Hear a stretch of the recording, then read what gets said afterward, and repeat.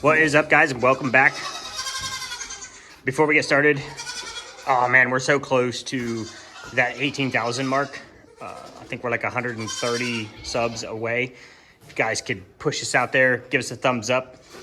If you hit the thumbs up in the video, that right when you start watching it, that lets YouTube know that you like the video and they'll push it harder, get more people, get new people. So man, so close to 18, which puts us so much closer to 20. All right, that's it before I let the babies out.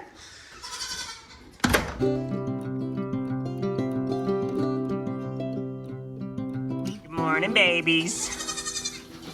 Yes, it looks like more because they're bigger. And you see, guys, well, okay, so look at President Snow. He's out and about. And the reason for that, and what you, man, he looks so good. He looks so good. The reason for that is, the reason you guys have been seeing him stay back in the stall is because he's, oh my gosh. Oh my goodness. All the moms are out, babies. All the milk moms are out. So you just got to find them. So the reason for that is that Mr. Snow has been chilling out in there, let everybody else out, and then he goes through and he picks through all the food scraps. So he's a smart little man. Of course he is. And handsome. Hey, no death naps, please. Wakey, wakey. Like, we didn't ever think we were going to get out of here. So it's been a long morning because, and that's kind of why Mr. Snow ran right out with the babies this time, where he has been laying back. Gosh, he looks so good. We're getting a little doe that looks like Mr. Snow. I'm not gonna tell you any more than that, but she's gonna be coming soon. Hi, Miss Cookie. I don't care. So since this morning, I took longer because I shot video for you guys of me milking all the girls. And all the milk girls, all the girls that are in milk. Can't milk a goat that's not in milk. You trying to get in there, love, on your girlfriend, Miss Cookie?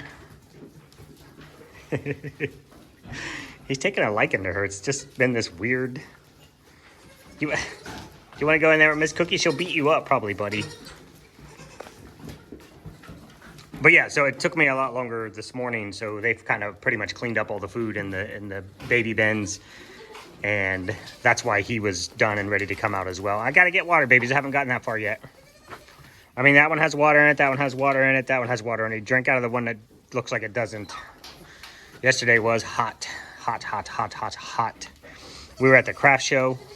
We were down about 35% for the weekend. Good to know and bad to know that everybody that we knew that was there, who actually tracks their numbers like we do, there's still people out there in the craft world, and they don't know how much they're spending. They don't know how much they're making because they don't know how much their materials cost. And when I ask some of these people that I've known for quite a few years now, and they're like, well, I know I'm down, but I don't know how far. And I've had people tell me, like, I don't keep track of my numbers. People actually show up at shows, say they made $1,000, and then in their brain they made $1,000. Sorry, I got a smudge on my screen. And when I talk to them, I'm like, yeah, but you got you're hurting me. You've been doing this for 20 years. You don't know what it cost you. We're down to the penny, guys. Like, we keep everything on a tight leash so we can offer a soap at the cheapest possible price we can, even though it's probably better than most soaps out there. And it hurts my brain. It hurts my brain when somebody doesn't know their numbers and they think they went to a craft show and made $1,000 when they don't count material costs. So when you go to a craft show and you don't count your material costs, then you didn't make $1,000. Say your material costs are 50% of your product costs. Now you only made $500. The show costs $250, $275. We'll go $250 because that's easy for my math brain, which I'm not good at. So now you're down to $500 and you paid $250 to get in the show. You made $250. Oh, no, you didn't. How much gas did it cost you to drive back and forth here for 2 days? Say that's $100 in gas. Now you made $100. You made $100 to sit at a craft show for 20 hours. So what did you make? That is right. You made $5 an hour. And if that's not where you want to be, then you should maybe reconsider some things. Start running your numbers. So we were down about 30, 35%, somewhere around in there. And then some of the people that we do know that do run good numbers on their sales. Now this is same show sales to last year. Most people were down closer to 50%. 45 for one, 50 for the other. A couple more were right around that 50% mark. We're trying to judge, and I know most of it's the economy. Yeah, so I don't want to get too much further into the story. I left you guys on a cliffhanger. And most of you know the story, and I was going to cut that video in half, was my intention, and make it like 2 or 3 parts. And I didn't end up doing that. I just made it one part because I kind of took you guys from where we started and got you to kind of where we are now. We'll talk about the boat since that seems to be the hanging point I left you guys on. Sorry. Yes, all we wanted to do was buy a boat. We lived in the city, and we lived very close to our neighbors. I took my wingspan. I think we were 16 feet from our house to our neighbor's house. I'm an outside guy, always have been, even when we lived in town. When I had a more traditional job and went to work, I never worked 9 to 5. It was a salaried position, so it was you go in the morning and you stay until the work's done. I used to travel all around the country, and so it never lent to anything like this. So, goodness, I got poop in my boot. A goat jumped, a little baby goat jumped on me. I got a poop in my boot. Yeah, don't knock me down. All that being said, we wanted to buy a boat one day. We want to buy a boat. And, owning a boat is, they say the 2 best days of boat ownership is the day you buy the boat and the day you sell the boat. We started looking into things as we do, and we were not allowed to actually, because of our homeowners association, we were not allowed to park a boat in our driveway. And because of city ordinances, we were not allowed to park our boat on the street. And we had, I don't even remember what our yard size was. It was basically about 8 feet on each side of the house, and about 50 feet behind the house, and about 25 feet in front of the house. That was the whole entire yard. Took me 10 minutes to mow it, tops. And we weren't allowed to build anything in the yard to support a boat. I couldn't put a driveway between the 2 houses to drive the boat into the backyard. I couldn't put a pad in the yard to park the boat. So we're like, fine. Let us look at, because we live near Buckeye Lake. Well, we didn't live near Buckeye Lake at the time, but when you live near large lakes, there's all kinds of boathouses and things like that where people specialize in storing your boats. And when I tell you there's a lot of them, I had a notebook page with probably 20 boathouses that were near us. We were kind of in between Buckeye Lake and Hoover Dam Reservoir in Ohio here. And there's a big lake in Zanesville, Dillon Lake. There's just huge lakes around here everywhere. Most of them are man-made. Nobody. And I called and I called and I called. And some of it was pricing. When they get full and they know they have business coming in around the clock, they can up their prices and charge you basically whatever they want to store your boat, whatever people are willing to pay. But nobody had a setup where if we were bored on a Tuesday and we were off work or whatever, I could just go over and pick up my boat and take it out to the lake. Most of the people, you had to have a set arranged time. So you could be like on Tuesday, you call and say, I'm going to pick my boat up on Saturday. The worst one I dealt with was, hey, give us a call and we'll just pull it out on the curb for you. I'm like, okay, well, you guys aren't in the best place in the world. Somebody's going to steal my boat. It was just bad. We could not find a place that we were happy with. There was nothing around here. And it's unbelievable to me that we could find, and I called everybody, where I could just show up when I want, drag my boat out, put it on the lake, take my boat back, and put it back where I wanted it without having to deal with someone or schedule an appointment or anything like that. It was unbelievable. So she's like, you know, we don't like living in town. We should go see if we can just find a property, big property, 5-6 acres, build a house on that, buy our boat, park it wherever we want. 6 acres, you can park your boat wherever you want. It's your driveway, it's your house, you own it. There's no HOA. Just park your boat.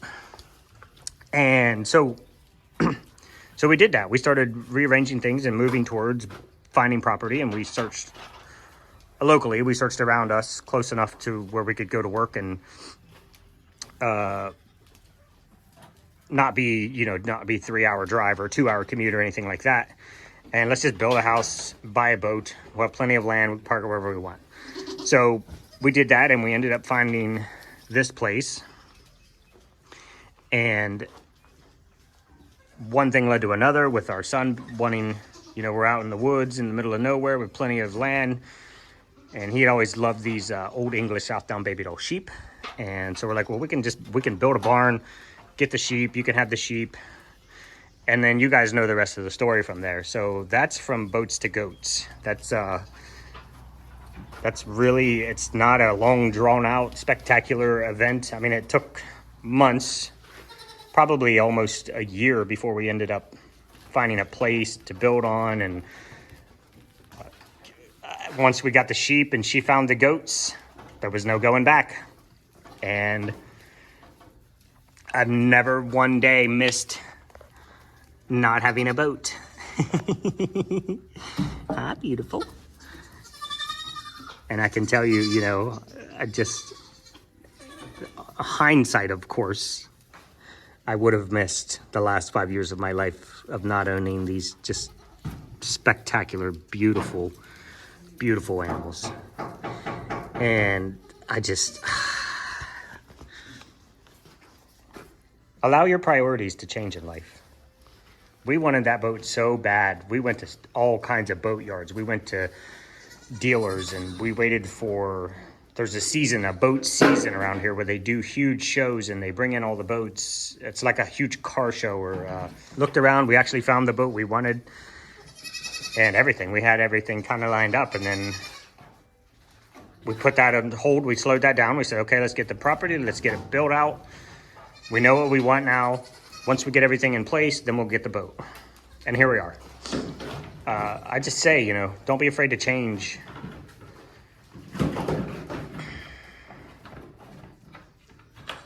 None of us are getting younger. Don't be afraid to change your priorities. You never know. It might be the best thing that ever happened to you.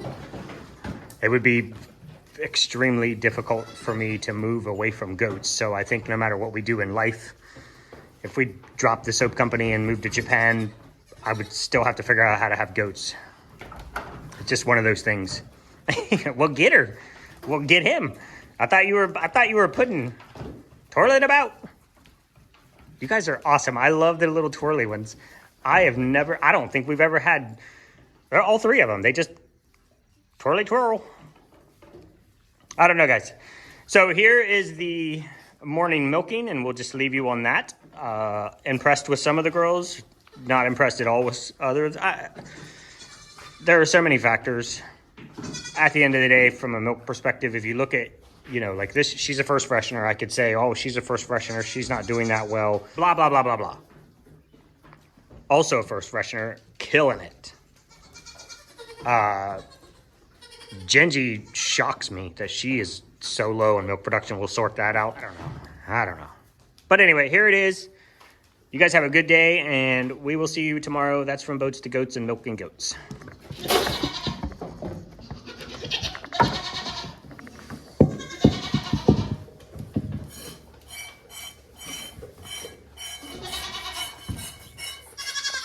All right, guys. So, hi, babies.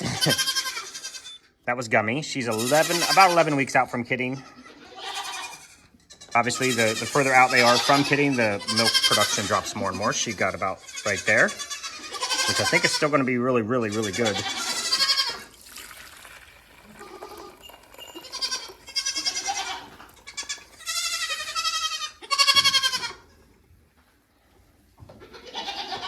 So 25 ounces,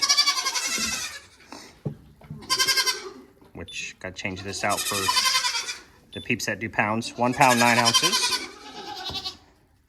Less than I thought it would be. More than better, or more than good enough. Well past good enough for milk test.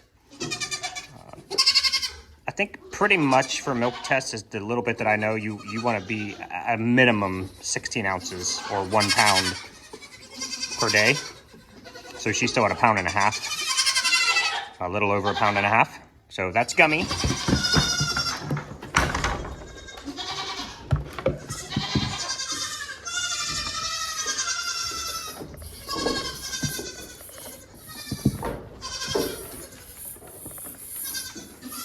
All right, so this is Moon Pie. The first time I milked her, I didn't weigh it, but I was just judging off the size of the bowl, which is pretty massive. Wait, that's only half of it.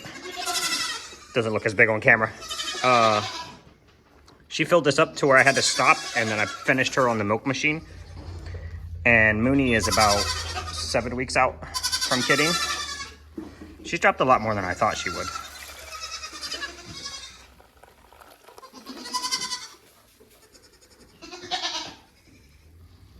We don't worry about getting all the cream in there because it's just, you know, it is what it is. 1 pound, 13 ounces or 29.8 ounces. So for those of you who don't know, that is almost 30 bars of soap. We put 1 ounce in each 4 ounce bar. So our soap is 25% moisturizing, just like Dove.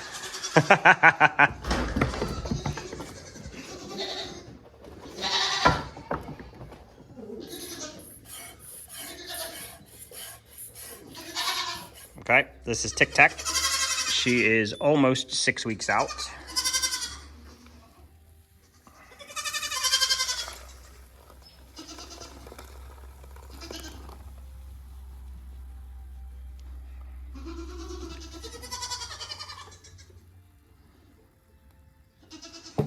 Uh, 30 ounces, so almost 2 pounds. 1 pound, 14 ounces. Awesome.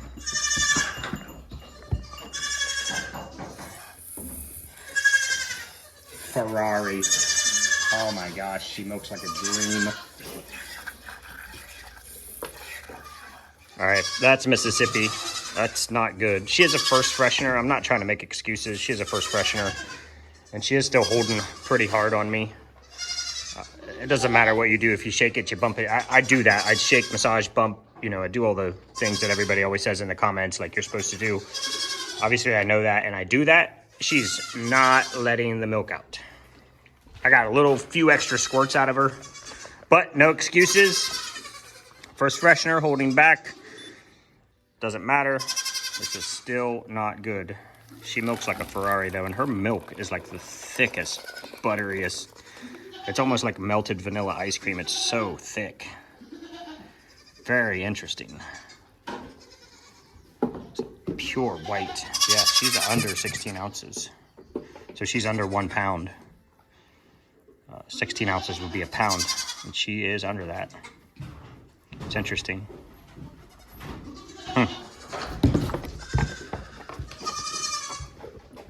She's still a little sketchy on the stand.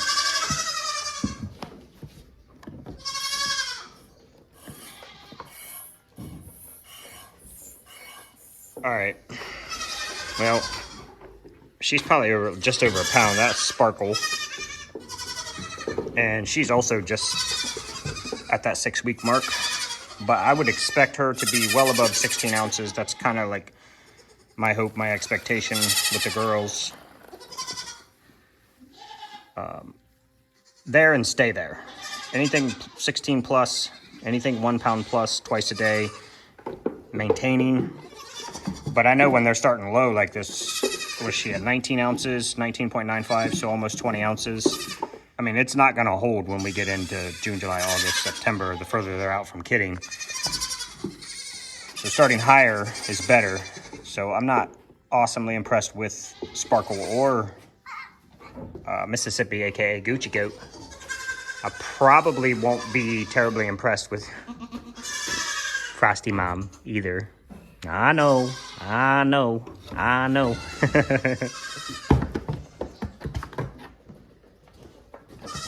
You're so low.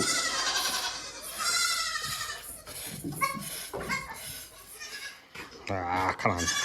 Well, that's Gingy, and that is... I'm actually quite shocked by that. That's going to be really light.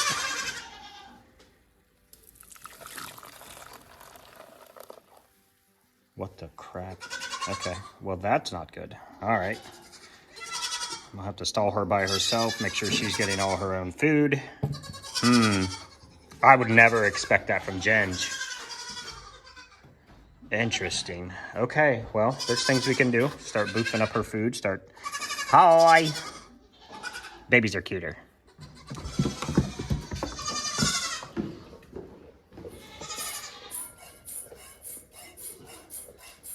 Okay, that's Frosty Mom. Probably 14, 16 maybe. Which I'm not as... Hi, babies. That one doesn't blow me away as much. I know she's not... Shoot your milker. I'm trying to get it to 15. There you go. 15 ounces. Not awesome. Oh, and Miss Cookie, sorry. Well, she just ran right past me like whatever, bro. There's no food out here. I fed you last because you're being a weenie and you've been stealing food from Miss Struzel. So I had to separate her and Struzel just for feeding. They spend the night together.